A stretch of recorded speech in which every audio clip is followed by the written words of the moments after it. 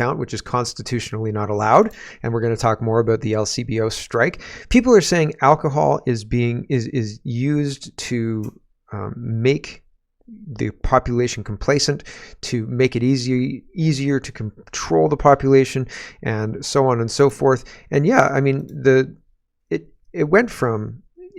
society went from a place where prohibition was rampant, right, in the 1920s, and people saw the dangers of alcohol, et cetera, et cetera, et cetera, to every man and his dog is drinking. And like, what do you do for fun? Well, you go get a drink, right? Like, it's wine time.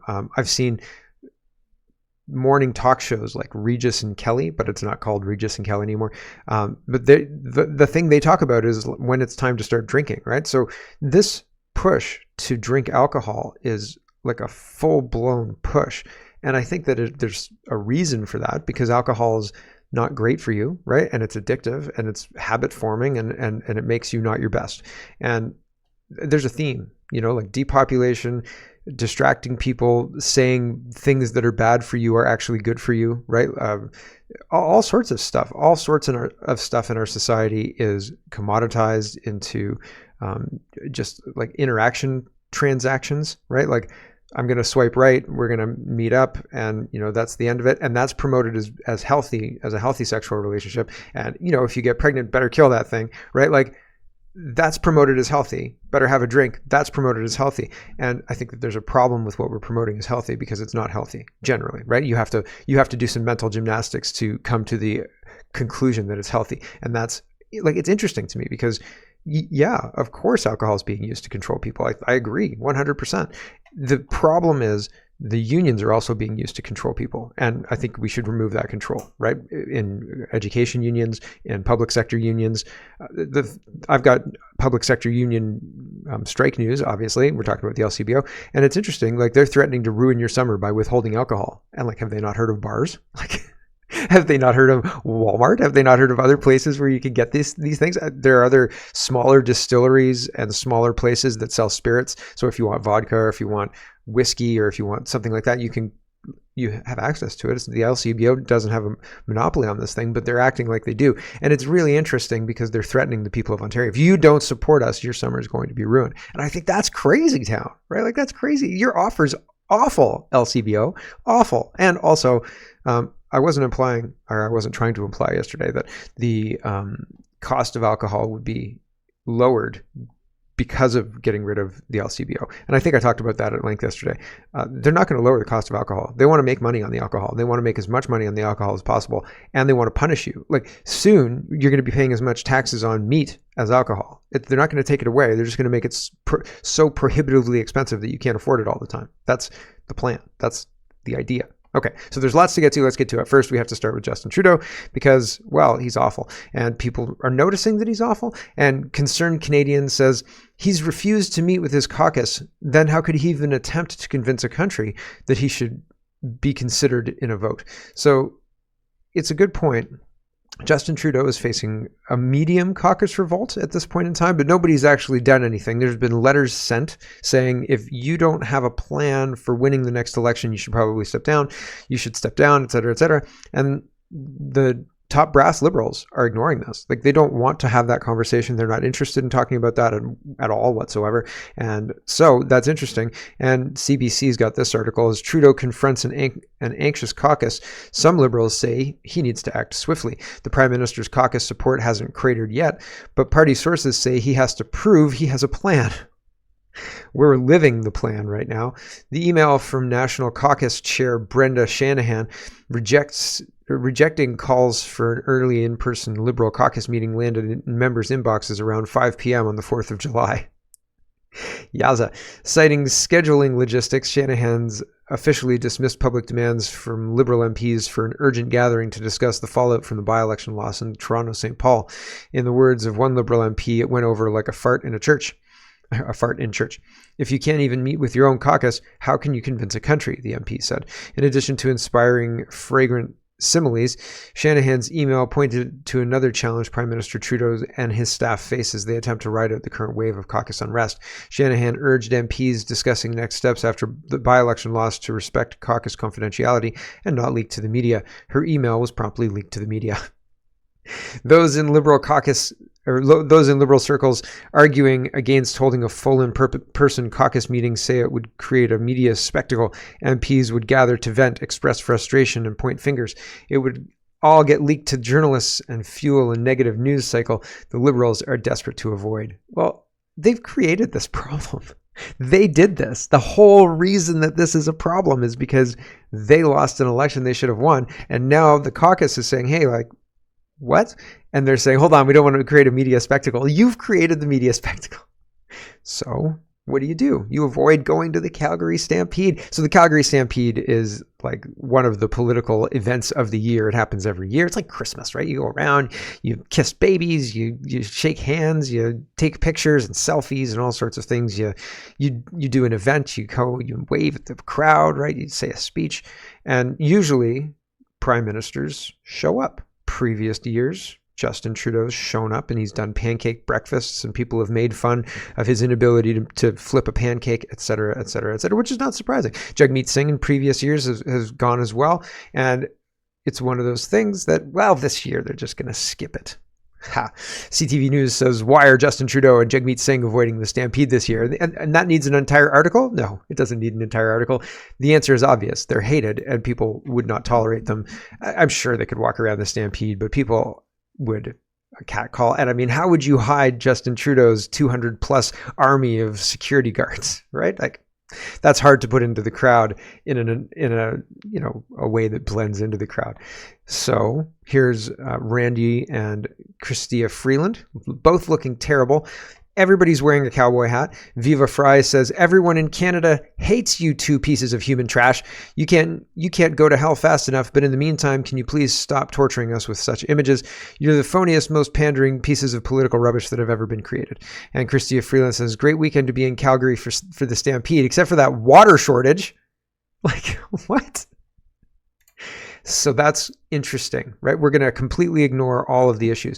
Here's Pierre Poilievre. He is doing his little thing at the Stampede. So he showed up, leader of the opposition. He was on a stage and they sang "O Canada," and they said all thy son's command, right? Not like the original lyrics, not the changed lyrics. And so that went over well. Everybody in Calgary seemed proud of that moment. They were sharing it a bunch. And this has 66,000 views, which is pretty good for a Canadian politician, generally, right? Generally speaking. And here's just a little minute of this. He's talking about, well, he's taking people on a little trip, a little story, and the story ends with, bring it home, right? So this is all branding. This is, honestly, politics is just about who tells the better story, right? And who people believe can deliver the story they're telling, right? So anyway, here's a little bit of Pierre Poilievre's story. It gets you a powerful paycheck that buys affordable food, gas, and homes in safe neighborhoods where the sky is literally the limit. And of course, here, there's the biggest sky on earth. But, that promise, like everything else in Canada today, seems broken. In fact, to put it another way, it feels like we're a long way from home. People look around the country and they don't recognize the place. Housing costs have doubled, meaning 3/4 of youth believe they'll never be able to afford a home. No home means no family, means no kids. When they go to the grocery store, they cry at the checkout because they can't afford the price tag. We now have 2 million people lined up at food banks. The Food Bank Association says 25% of Canadians now live below the poverty line, a record-smashing number. You think it's bad out here? There are now 256 homeless encampments in Toronto. 50 opened in 3 months alone. Scenes that we would only have imagined in a third world country before Trudeau and the NDP took office and instituted a weird, woke ideology that not only seeks to take our money, punish our work, tax our food, and undermine our entrepreneurs, but also destroys our education, dishonors our history and divides our people. But the good news is life was not like this before Justin Trudeau, and it won't be like this after he's gone. Did you hear the crowd respond to the story? He took you on a journey. At the beginning, he was saying people are crying in grocery store lineups because they can't afford the food. There are homeless encampments in Toronto. 30 just opened in the same month, or whatever it was. He was, citing all these statistics. The crowd, you could hear a pin drop. The crowd was silent, absolutely silent, and nobody was celebrating. They were thinking, "Oh my gosh, I can't believe this is how bad it was. I didn't know that." And then he spun it around to say, "Bring it home." It doesn't have to be like this anymore. Justin Trudeau's the reason. So, credit where it's due. In order to tell a good story, you have to take them on a journey. And Mr. Poilievre does that. And he does that again and again in his speech. So, he's doing a good job where other politicians, I don't think Aaron O'Toole would have the wherewithal to be able to stand up and do that, right? Regardless of what he wanted to do, some speechwriter would write his speech. It would be a one-way thing. It's not a story. It's like a lecture. And oftentimes lectures are boring and you fall asleep, right? You're like, "Oh man, I know I have to listen to this, but I'm just so tired." And so you fall asleep. Stories you're engaged in. The audience was rapt. The audience was silent. They weren't paying attention to their phone. They weren't talking to their friend. They weren't doing anything other than listening to what Mr. Poilievre was saying. So that's what you're supposed to do as a politician. Also, politicians, if you get it right when you're a politician, you're speaking the concerns of the crowd to the crowd, and the crowd hears that, and they hear their concerns in what you're saying, and they support you. It's cyclical, right? Whereas if you get up and you start saying, the real problem in Canada is we don't have enough Africans here, people in the crowd will go, "What? Are you kidding me? Have you been to the grocery store?" Jeepers creepers. Sure, I guess that's Indians and not Africans, but what? Right? You're out of touch. You're not talking about what we're worried about, right? And that's the problem. And in that situation, I think it was very clear that Mr. Poilievre was hitting on what the crowd was interested in hearing about. Let's talk about the United Kingdom, because what's happening in Canada is going to happen in the United Kingdom, and what has happened in the United Kingdom is happening in Canada too. So these stories are analogous. They're the same, but in different countries, lockstep. Okay. And anti-WEF says no need to update this. The UK now has a WEF, World Economic Forum king, a World Economic Forum prime minister, a World Economic Forum government, a World Economic Forum leader of opposition, a World Economic Forum opposition party, and a World Economic Forum media. I think that is 100% accurate. They're post-national in every sense of the word, and they're being emptied out. The wealth is being stolen and redistributed as we speak, and it's quite interesting to watch because it seems like people don't want this to happen, but at the same time, we're led to believe that they're voting for this. And it seems, suspect is to say the least. Darren is responding to this BBC News headline, and BBC says, "We have too many prisoners," says the new Prime Minister Starmer, so he wants to release them from the broken prison system. And they use racial statistics to claim that the prison system is broken. They'll say something like, of 100% of inmates, this many percent is whatever racial minority that they'll choose, Indigenous, Black, whatever it is. And they'll say the reason that this racial minority has this high level of incarceration is because of the white racism that's happening. And we need to change the racism. So in order to do that, we need to let all these criminals out of jail and also change the criminal codes. They're doing that in Canada, and they're doing that in England now, right? Starmer's getting on it. And Sunak was going to deport a whole bunch of people to Rwanda. And he was saying this Rwanda plan it's happening. It is happening. It's like Ron Paul gif, let's go, it's happening, right? And, not so much. Vice Guard says Keir Starmer has killed off the Rwanda deportation plan on the first day of his premiership. So he's become prime minister, and that's done. That plan's over. No more anymore. Ian Miles Chong says Britain's new prime minister says he's killing the Rwanda plan, which would have seen tens of thousands of illegals deported. He's also not going to stop the release of prisoners in the country's new shift towards woke criminal justice reform. Leave while you can, right? But don't come to Canada. It's worse here. It's the same here, but worse. Ben Riley says, another eye-catching graph, proportion of MPs who won their seat with less than 40% of the vote. This election smashes any previous record in the last century. So the number of seats where the person winning had not as much support as you would think they need. And that's huge. That's a very high number compared to, it's almost 40 seats, whereas previous highs were 16, let's say. And so that's a lot of people. Is that the hammer and scorecard situation happening? I'm not sure, but it's anomalous, to say the least. Here, Jonathan Reynolds is saying we are going to come for reform, meaning we're going to target them politically and destroy them, because he's falsely claiming that they're carrying water for Putin, which is the same argument as before the election. And I think Mr. Farage has debunked that pretty well. But here they're still trying to make that case.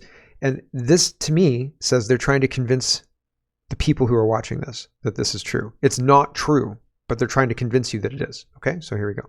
We've got an outstanding mandate, but of course we take seriously and we'll analyse those results. I did meet in this election good people who were telling me they were thinking about voting reform. That doesn't mean reform are good people. When you were able to tell people, well, look, this is what they believe. They support the economic policies of Liz. Did you hear that just at the beginning? That doesn't mean, I think the people who vote reform are good people, but that doesn't mean reform are good people. So he's trying to cast them as bad people. And the credit to the interviewer as well. She comes back and says, are you saying that they're not good people? Trust, they support the foreign policies of Vladimir Putin. People are horrified. But now a party like Reform, now it has members of parliament, will come under the kind of scrutiny which they maybe always should have come under. And they will find that very difficult. And we will come for them. We will tell people what their agenda would mean for their economic security, for their national security. And we'll relish that argument because we know we're in the right place. And a party like Reform is frankly not. Do you think they're not good people? You hinted they were not good people. I think the people who voted Reform are good people. Often didn't know the full agenda of reform. I've got to be frank, backing the Kremlin's position in Ukraine is not in the national interest of the United Kingdom. Farage says he doesn't want a war with Russia. Farage says that the West instigated the war with Russia. Farage is correct in all of those statements. And he's saying you're carrying water for Putin, right? Those policies, you backing those policies is, terrible. And do you not think they're good people? Dodges to talking about the voters and then says, reform backing Putin, lies about reform. It's it's evil, but like, this is politics. This is calculated. He knows he's lying. He knows that he's taking an incorrect take. It's misinformation on steroids, and it's completely sanctioned by the government. Like, he's the government representative out there talking about all of this on the BBC. You know what I mean? Like, he should be held to a high standard of honesty, but he's not being honest. Not at all. Now this is the video that I didn't want to show you yesterday because I couldn't verify it. Everybody and his dog is sharing this. Is this the mayor of Brighton? When I look up the mayor of Brighton, it looks like a different guy, but maybe it hasn't been updated yet, but it says it was May 15th. It looks like a different guy. So hold on, I'll show you what I mean. So here it is on India Today, right? UK's Brighton gets its first Muslim mayor. This was published when? May 23rd, 2024. So it's not even really that new news, right? This is the guy here. So is this the same guy? I don't know. It might be the same guy. Maybe I'm wrong. But if this, and like, honestly, it could be, but these guys are treating this guy like a returning pope. It's crazy. Can you cross religions like that? Don't cross the streams, Ray. Okay. Ghostbusters. Here's the supposed mayor of Brighton, but I don't know that it is. You let me know. What do you think?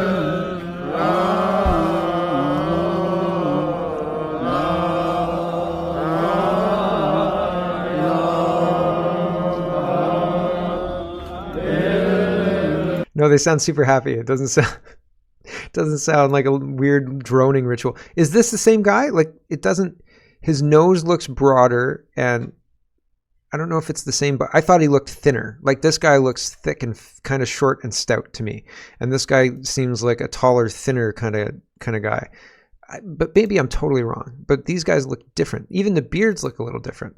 Like, this guy's got gray in his beard, and this guy's beard's not all gray. I don't think it's all gray. Yeah, like it looks like the beard color alone gives me. Yeah, look at that. Look at that. That's a different guy. That's not the same guy, right? So one of these things is not telling the truth, right? Look at the beard. Right there. That's me looking at the beard. So yeah, I don't, like, people sent me this and they said, this is the new mayor of Brighton. I said, man, I don't think so. But like, I don't know what he did or why all these guys are droning on like that. Anyway, back to Blair and Starmer and the federal level of the UK. Ingo says the wise ones among us know that that Starmer is a WEF globalist implant. And this one, Malfi says, yep. And this is a standard.co.uk article. And it says, Blair tells Starmer, revive my ID card scheme to control borders. And Tony Blair's back. Sir Tony Blair has urged Sir Keir Starmer to roll out digital ID cards as part of new digital systems to aid border control. He has attempted to introduce the policy while in power before it was killed off by the Conservative Liberal Democrat coalition. The only game changer is the full embrace of the potential of technology, Sir Tony wrote in the Sunday Times. We need a plan to control immigration. If we don't have rules, we get prejudices. In office, I believe the best solution was a system of identity so that we know precisely who has a right to be here. Well, the people showing up on dinghies don't. Obviously. While congratulating Keir Starmer for the most remarkable turnaround in recent British electoral history, he warned of the electoral threat of reform and a challenge in part of the Muslim community. So, yeah, they're all targeting reform, and they're saying, oh, you know what, we need to fix all this immigration problem? Just a digital ID, that'll solve it, and that'll make sure we know if you're supposed to be here or not. Yeah, that's right. That makes perfect sense. Non-Stropadamus says, or Non-Stopadamus, I'm getting it all wrong. Anyway, see, he says, illegal migrants vow to cross channel as soon as possible after Keir Starmer's victory. And Non-Stopadamus says, all part of the plan to create reactions. It's digital ID prep as a solution to the problem created on purpose. So problem, reaction, solution, and you're going to demand a solution to this problem, and the problem is going to be digital ID, or the solution is going to be digital ID. And so how invaded is the United Kingdom? Well, here's a school in Dublin and Ireland schools. Mass immigration is so out of control in Ireland that Irish schools have signs written in Arabic alongside the flag of Pakistan. So here we go. Why is this happening, do you think? How long before it's happening in your school? Here we go. I'm here in St. Pat's doing the voting, and this is the principal's office here, and look at the door. Look at that. Like, what the fuck? I'm here in St. Pat's. It doesn't even say principal in English. This is the principal's it's got office here. Nowhere on the door. And look at the door. Does it actually say, these are the only signs on it? I don't know. I don't even know what language that is. Nope. So there's 3 different languages, but I don't know. I couldn't even name the languages. If somebody said, name these languages, or I'm going to take your pinky, I'd be like, It would be terrible. It would be terrible. Josh says, Pope Francis is now demanding that the West welcome in illegal migrants. It's almost 2 minutes long, and the way it's dubbed make it kind of difficult to listen to. I find this difficult to listen to. So I'll play the first 30 seconds, but as I find it difficult to listen to, I think you find it difficult to listen to, so I won't play it for very long. Here we go. Let's talk about the harbour. The port of Marseille, for a long time, has been an open door towards the ocean. Many left Marseille to find a better future abroad, and many people found their way into the continent carrying hope in their luggage. Marseille is a great port, but it's also a great door that must not be closed. Many Mediterranean ports have closed. There are 2 words that bring fear: emergency and invasion. But the people taking to the sea are not invading. Yes, they are. Yes, they are. Why are we sitting back allowing these people to lie to us? They're not invading. Of course they're invading. That's exactly what they're doing. Here's Paul Joseph Watson, and he's sharing football star Tony Cruz, and he says, he told a ZDF podcast that Germany is no longer the country it was 10 years ago due to mass migration, and that he is staying in Spain because he's afraid to let his daughter go out at night in German cities. Yep. People are trying to move more rural because what's happening in the cities and what's happening everywhere these days is completely bonkers, and nobody wants to pay for it. Rohanna says, in April 2022, Justin Trudeau's government removed the automatic shutoff for temporary foreign worker approvals when unemployment hit 6%. Just in case you're wondering why the government is still approving temporary foreign work permits, even as unemployment rate climbs to 6.4%. You know the only solution: raise taxes and increase immigration. So there you go. Shucks, darn, right? We're being invaded and they don't care. It's not about solving a labor shortage, even though that's one of the talking points they like to go to. It's just not, simply not. There is a convoy, a Khalistani convoy, and I think that it's interesting because they're using foreign conflicts, the Gaza-Israel conflict, the Palestinian-Israel conflict, the Ukraine conflict. They're using foreign conflicts, Khalistani conflict, to destabilize Canada, and that's very, very concerning to me. Mocha says, massive Khalistani convoy in Calgary. The convoy originated from the Gurdwara Dashmesh Cultural Center to promote the July 28th referendum that will be taking place in Calgary, Alberta. The event, organized by US-based Sikhs for Justice, dedicated the upcoming event to Canadian Sikh terrorist Talwinder Singh Palmar, the co-conspirator of the 1985 Air India bombings, Canada's deadliest terror attack. Members of the group refer to the main event that will take place in Calgary on July 28th as their next battlefield in the fight to separate Punjab from India. Dozens of signs with the face of Talwinder Singh Palmer have been put up in all corners of the city while the city runs their ads on transit.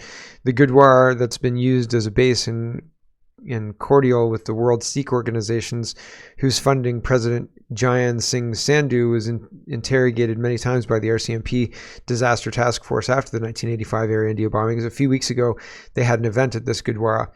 This is the Gurdwara that politicians like Premier Smith, Mayor Gondik, Conservative MP, and Liberal MPs support by attending at their fundraisers.